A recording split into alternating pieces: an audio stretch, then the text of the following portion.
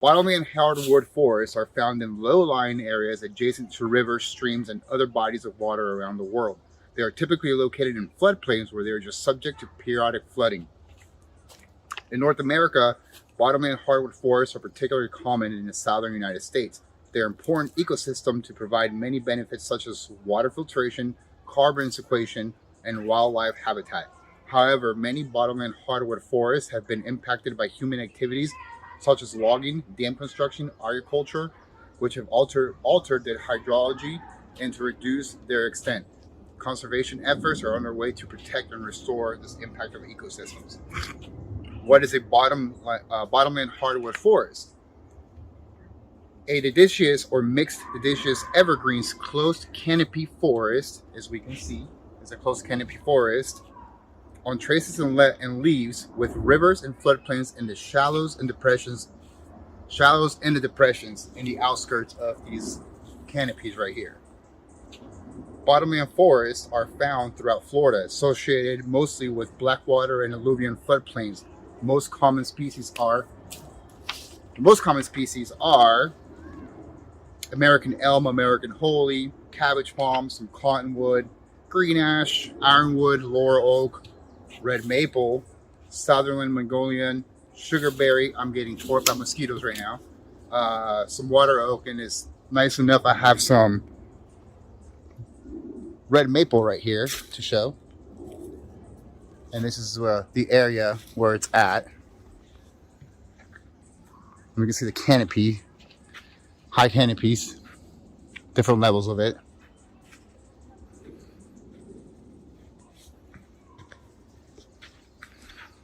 I'm going to continue on.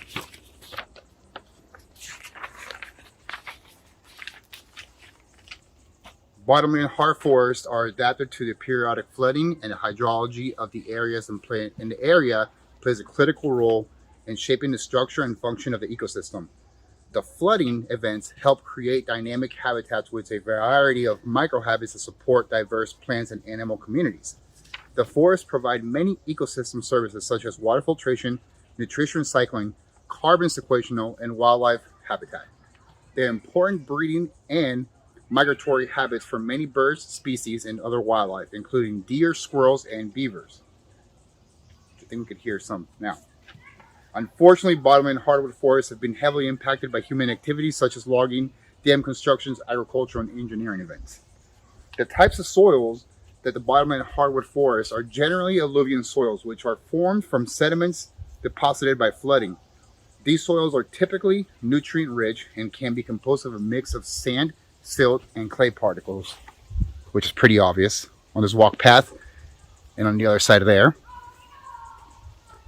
Alluvial soils are known for their high fertilized moisture retention and nutrient ability to make them ideal for supporting growth of a wide variety of plant species.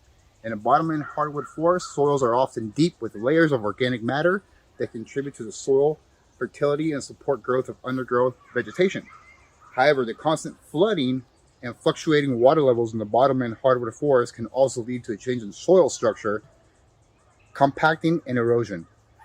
As a result, the soils in these forests may be prone to nutrient leaching and other forms of degeneration if they are not properly managed and conserved. Soil conservation practices such as reducing erosion, maintaining vegetation covers, and limiting disturbances can help to maintain soil health and productivity in the bottomland hardwood forest. Their hydro period in the bottomland hardwood forest refers to the duration and the frequency of flooding events that occur in the area. Bottomland hardwood forests are adapted to periodic flooding, and the hydro period plays a critical role in the shaping, the structure, and function of its ecosystems. The hydro period of the bottomland hardwood forest can vary depending on factors such as local climate, topography, and hydrology. In general, the bottomland hardwood forests experience regular or irregular floods, which can range from seasonal flooding to a specific high-intensity events. The duration of the flooding can also vary from short-duration floods that last only a few days to long-duration floods that can last for weeks or even months.